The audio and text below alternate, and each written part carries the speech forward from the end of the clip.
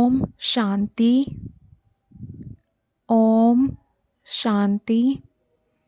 18 जनवरी 2024 पिताश्री जी के पुण्य स्मृति दिवस पर सुनाने के लिए बाप दादा के मधुर महावाक्य।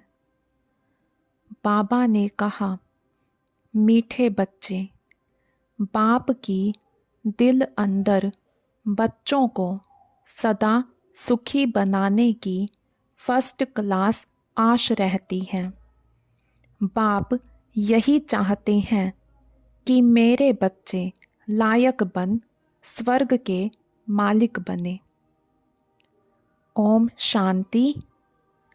बच्चे जानते हैं, अभी भगवान सम्मुख बैठकर हमको ज्ञान के गीत सुनाते हैं, वह ज्ञान की डांस कराते हैं।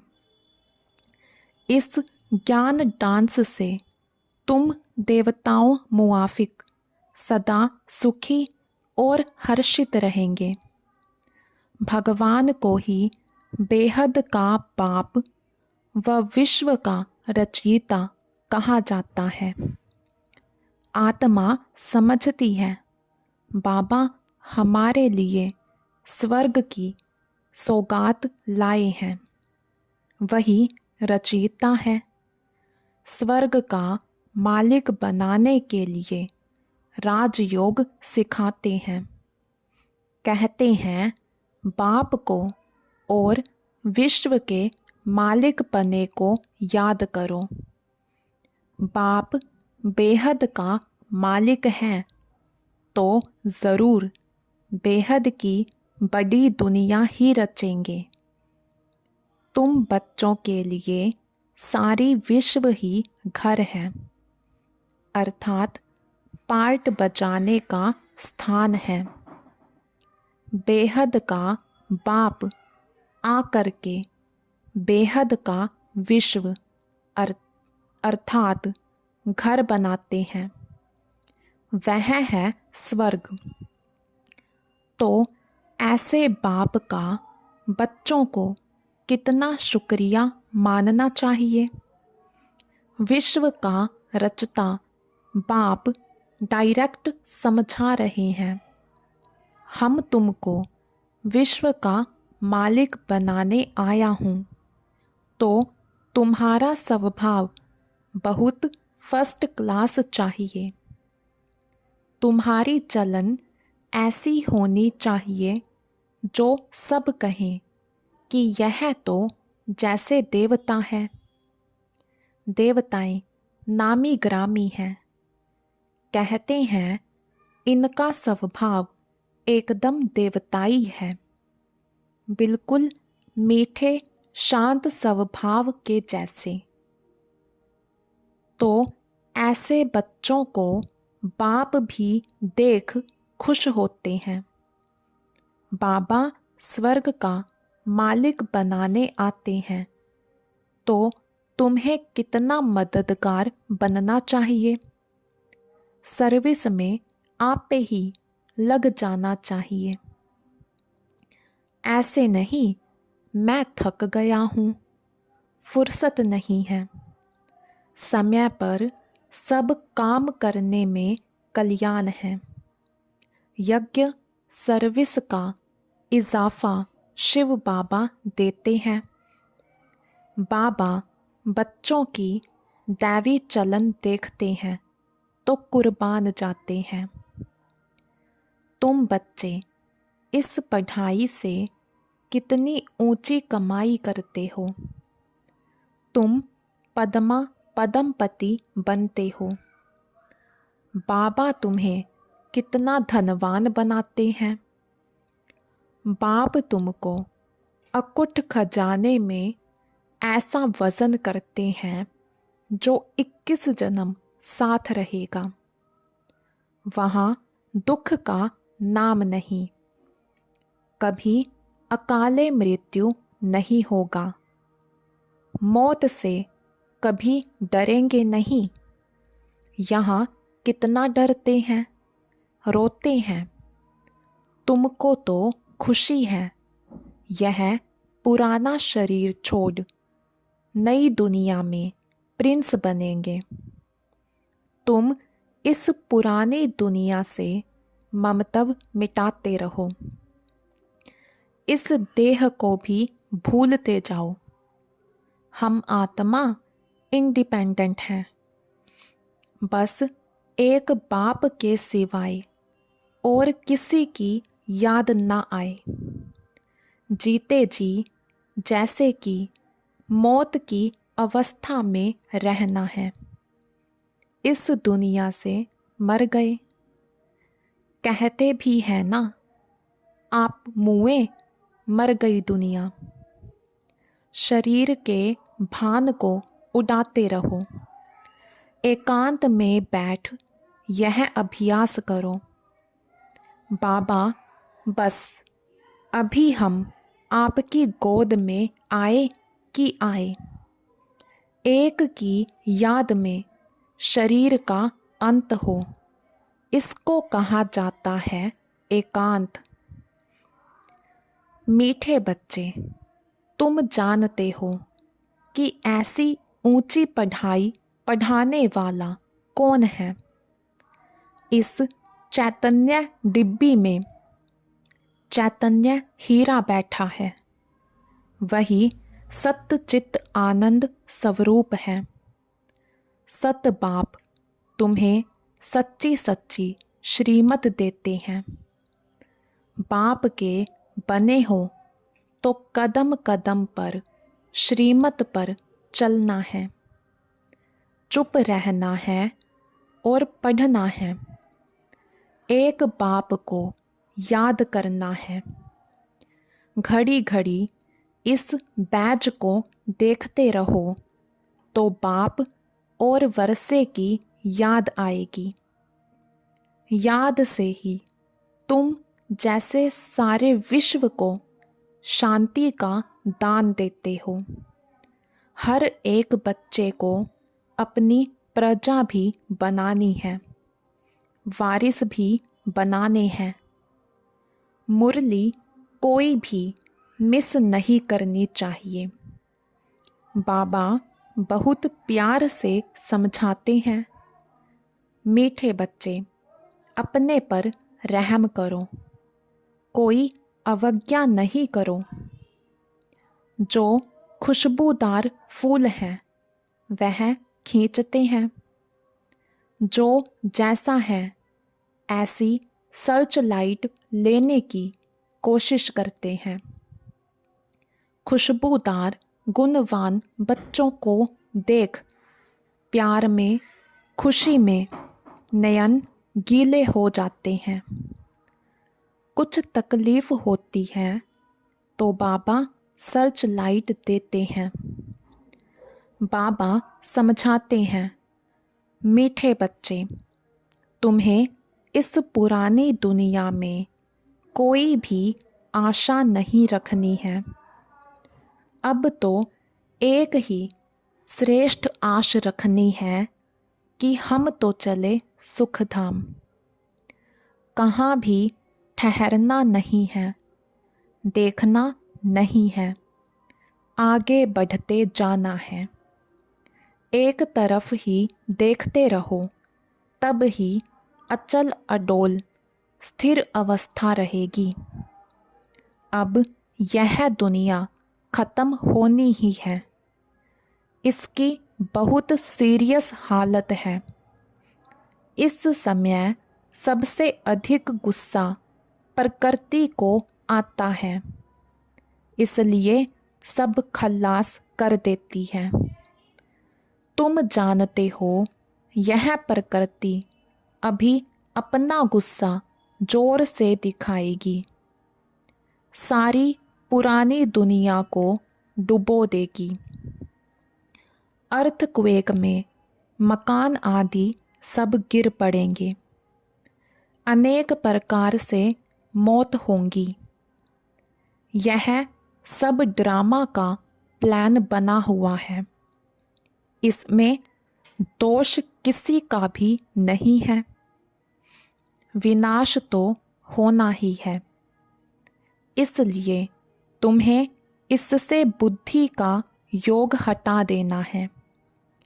तुमने तो अपना सब कुछ इंश्योर कर दिया है, इसलिए तुम्हें किसी भी प्रकार की चिंता नहीं। तुम्हारा सब कुछ सफल हो रहा है। अब तुम कहेंगे, वाह सतगुरु वाह, जिसने हमको यह रास्ता बताया है। वाह तकदीर वाह, वाह ड्रामा वाह। तुम्हारे दिल से निकलता शुक्रिया बाबा, आपका, जो हमारे 2 मुट्ठी चावल लेकर हमें सेफ्टी से भविष्य में 100 गुना रिटर्न देते हो। परंतु इसमें भी बच्चों की बड़ी विशाल बुद्धि चाहिए। बच्चों को अथाह ज्ञान धन का खजाना मिलता रहता तो अपार खुशी होनी चाहिए ना। जितना हृदय शुद्ध होगा तो औरों को भी शुद्ध बनाएंगे। योग की स्थिति से ही हृदय शुद्ध बनता है। तुम बच्चों को योगी बनाने का शौक होना चाहिए। अगर देह में मोह है, देह अभिमान रहता है, तो समझो हमारी अवस्था बहुत कच्ची है। देही अभिमानी बच्चे ही सच्चा डायमंड बनते हैं। इसलिए जितना हो सके देही अभिमानी बनने का अभ्यास करो। बाप को याद करो। बाबा अक्षर सबसे बहुत मीठा है। बाप बड़े प्यार से बच्चों को पलकों पर बिठाकर साथ ले जाएंगे। ऐसे बाप की याद के नशे में चकनाचूर होना चाहिए। बाप को याद करते करते खुशी में ठंडे ठार हो जाना चाहिए। जैसे बाप अपकारियों पर उपकार करते हैं, तुम भी फॉलो फादर करो, सुखदाई बनो। बाप की दिल अंदर बच्चों को सदा सुखी बनाने की कितनी फर्स्ट क्लास आश रहती है कि बच्चे लायक बन स्वर्ग के मालिक बने। तुम बच्चे अभी ड्रामा के राज को भी जानते हो। बाप तुम्हें निराकारी, आकारी और साकारी दुनिया का सब समाचार सुनाते हैं। आत्मा कहती है, अभी हम पुरुषार्थ कर रहे हैं नई दुनिया में जाने के लिए। हम स्वर्ग में चलने लायक ज़रूर बनेंगे। अपना और दूसरों का कल्याण करेंगे।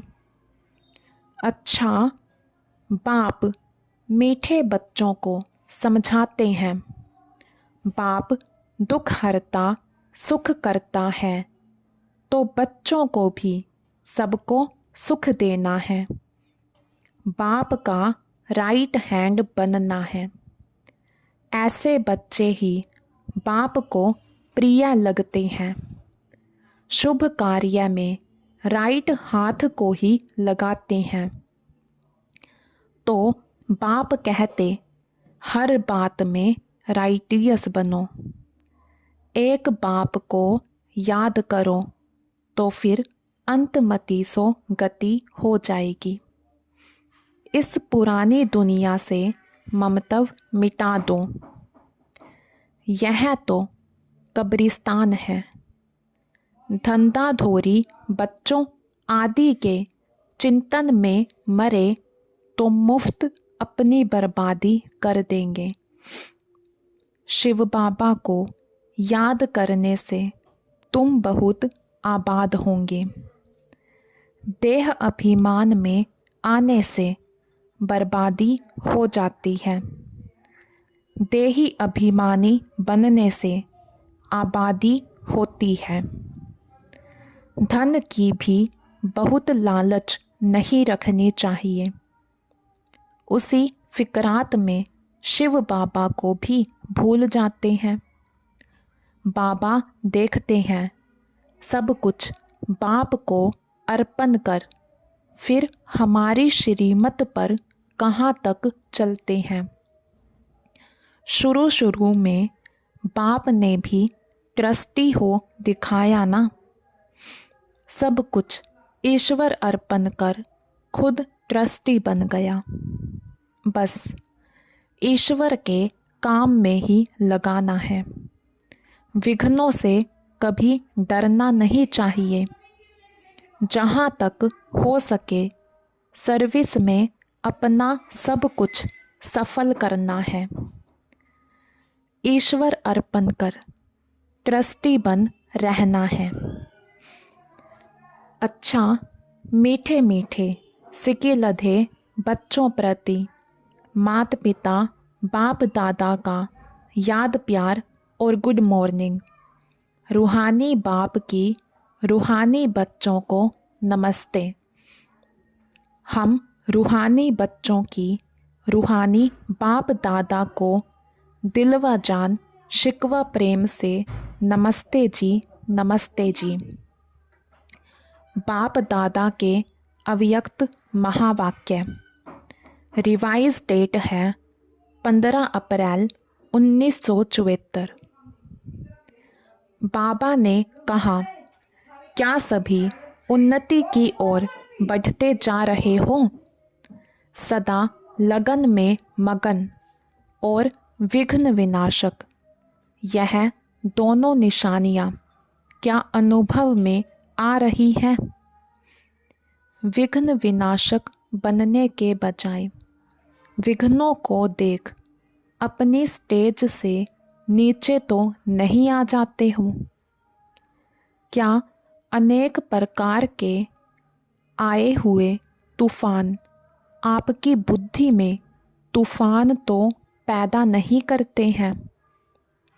जैसे कोई के द्वारा तोहफा मिलता है तो बुद्धि में हलचल नहीं होती है बल्कि उल्लास होता है। इसी प्रकार आए हुए तूफान उल्लास बढ़ाते हैं या हलचल बढ़ाते हैं। अगर तूफान को तूफान समझा तो हलचल होगी और तोहफा समझा व अनुभव किया तो उससे उल्लास और हिम्मत अधिक बढ़ेगी। यह है चढ़ती कला की निशानी। घबराने के बजाय गहराई में जाकर अनुभव के नए नए रत्न इन परीक्षाओं के सागर से प्राप्त करेंगे, क्योंकि हलचल के अंदर रतन समाये हुए हैं। ऊपर ऊपर से अर्थात बाह्य मुखता की दृष्टि और बुद्धि द्वारा देखने से हलचल दिखाई देगी अथवा अनुभव होगी, लेकिन उसी आई हुई बातों को अंतर्मुखी दृष्टि व बुद्धि से देखने से अनेक प्रकार के ज्ञान रतन अर्थात पॉइंट्स प्राप्त होंगी। अगर कोई भी बात को देखते या सुनते हुए आश्चर्य अनुभव होता है तो यह भी फाइनल स्टेज नहीं है। ऐसा तो होना नहीं चाहिए। ड्रामा के होने पर अगर ऐसा भी संकल्प उत्पन्न होता है तो इसको भी अंश मात्र की हलचल का रूप कहेंगे। अब तक भी क्यों क्या का क्वेश्चन अगर उठता है तो इसका अर्थ है हलचल। जितना विघ्न आना आवश्यक है उतना विघ्न विनाशक स्थिति में रहना, यही हर्षित रहने का साधन है। नथिंग न्यू, यह है फाइनल स्टेज। यदि कोई भी हलचल का कर्तव्य करते हो व पार्ट बजाते हो तो सागर समान ऊपर से हलचल भले ही दिखाई दे रही हो, अर्थात चाहे कर्मेंद्रियों की हलचल में आ रहे हो, लेकिन स्थिति नथिंग न्यू की हो। एकाग्र, एक रस, एकांत अर्थात एक रचयिता और रचना के अंत को जानने वाले त्रिकालदर्शी की स्टेज पर आराम से शांति की स्टेज पर स्थित हैं, या कर्मेंद्रियों की हलचल आंतरिक स्टेज को भी हिला देती है। जब स्थूल सागर दोनों ही रूप दिखाता है तो क्या मास्टर ज्ञान सागर ऐसा रूप नहीं दिखा सकते? यह प्रकृति ने पुरुष से कॉपी की है। आप तो पुरुषोत्तम हो। जब प्रकृति अपनी क्वालिफिकेशन दिखा सकती है तो क्या वह पुरुषोत्तम नहीं दिखा सकते? अभी समय अति की तरफ बढ़ रहा है। सभी तरफ अति दिखाई पड़ रही है। अंत की निशानी अति है। तो जैसे प्रकृति समाप्ति की तरफ अति में जा रही है, वैसे ही संपन्न बनने वाली आत्माओं के सामने अब परीक्षाएं व विघ्न भी अति के रूप में आएंगे। इसलिए आश्चर्य नहीं खाना है कि पहले यह नहीं था, अब क्यों है। यह आश्चर्य भी नहीं। फाइनल पेपर में आश्चर्यजनक बातें क्वेश्चन के रूप में आएंगी, तब तो पास और फेल हो सकेंगे। ऐसी ऐसी बातें आएंगी जो ना चाहते हुए भी बुद्धि में क्वेश्चन उत्पन्न हो। यही तो पेपर है, और है भी 1 सेकंड का पेपर। क्यों का संकल्प चंद्रवंशी की क्यों में लगा देगा। इसलिए एकरस स्थिति में स्थित होने का अभ्यास निरंतर हो। समस्या की सीट को संभालने नहीं लग जाओ, लेकिन सीट पर बैठ समस्या का सामना करना है। अभी तक समस्या सीट की याद दिलाती है। विघ्न आता है तो विशेष योग लगाते हो और भट्टी रखते हो। इससे सिद्ध होता है कि दुश्मन ही शस्त्र की स्मृति दिलाते हैं, लेकिन स्वतः और सदा स्मृति नहीं रहती। निरंतर योगी हो या अंतर वाले योगी हो, टाइटल तो निरंतर योगी का है ना। दुश्मन आवे ही नहीं, समस्या सामना ना कर सके। सूली से कांटा बनना यह भी फाइनल स्टेज नहीं है। सूली से कांटे बने, उसके बजाय कांटे को योग अग्नि से दूर से ही भस्म कर दें।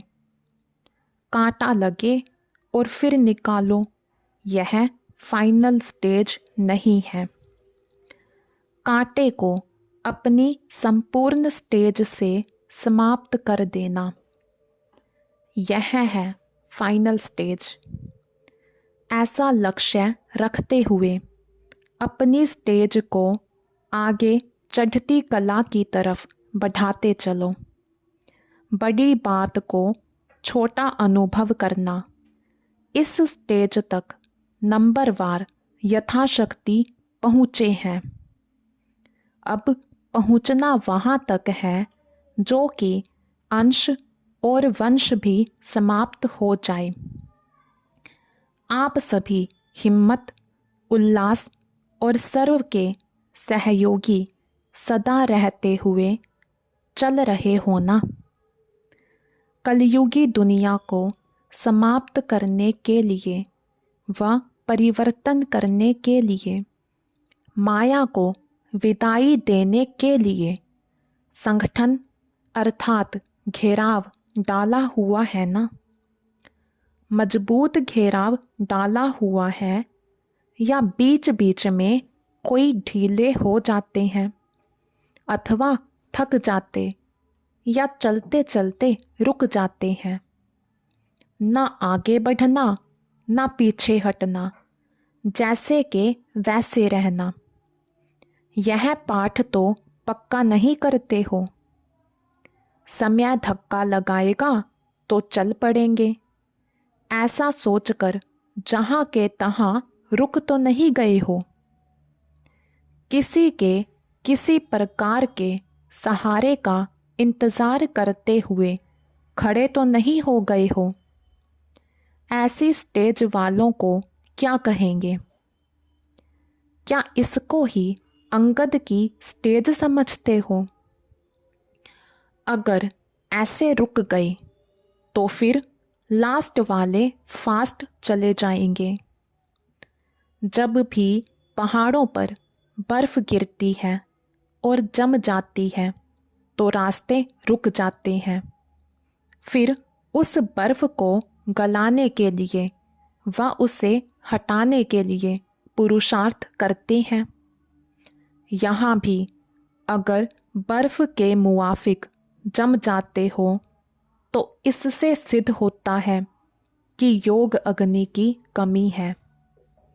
योग अग्नि को तेज करो तो रास्ता क्लियर हो जाएगा। मिली हुई हिम्मत और उल्लास के पॉइंट्स बुद्धि में दौड़ाओ तो रास्ता क्लियर हो जाएगा। पुरुषार्थ की गति में अंगद बनो। माया से हार खाने में अंगद नहीं बनो, बल्कि विजयी बनने के लिए अंगद बनो। अच्छा, ऊंच ते ऊंच बाप द्वारा पालना लेने वाले, विश्व की पालना करने वाले, विष्णु कुल की श्रेष्ठ आत्माएं, प्रकृति को परिवर्तन करने वाली पुरुषोत्तम आत्माएं, विश्व के आगे साक्षात मूर्त प्रसिद्ध होने वाली आत्माएं, योगी तू आत्माओं के प्रति बाप दादा का याद प्यार और गुड मॉर्निंग। आज का वरदान। सेवा में रहते हुए संपूर्णता के समीपता की अनुभूति करने वाले ब्रह्मा बाप समान एग्जाम्पल भव। सेवा में रहते संपूर्णता के समीपता की अनुभूति करने वाले ब्रह्मा बाप समान एग्जाम्पल भव। जैसे ब्रह्मा बाप सेवा में रहते, समाचार सुनते, एकांतवासी बन जाते थे। 1 घंटे के समाचार को 5 मिनट में सार समझ बच्चों को खुश करके अपनी अंतर्मुखी एकांतवासी स्थिति का अनुभव करा देते थे। ऐसे फॉलो फादर करो। ब्रह्मा बाप ने कभी नहीं कहा कि मैं बहुत बिजी हूँ, लेकिन बच्चों के आगे एग्जाम्पल बने। ऐसे समय प्रमाण अभी इस अभ्यास की आवश्यकता है। दिल की लगन हो तो समय निकल आएगा और अनेकों के लिए एग्जाम्पल बन जाएंगे। स्लोगन: हर कर्म में कर्म और योग का अनुभव होना ही कर्म योग है। हर कर्म में कर्म और योग का अनुभव होना ही कर्म योग है।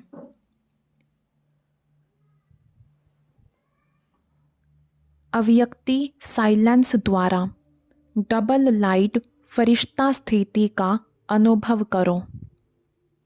अव्यक्ति साइलेंस द्वारा डबल लाइट फरिश्ता स्थिति का अनुभव करो।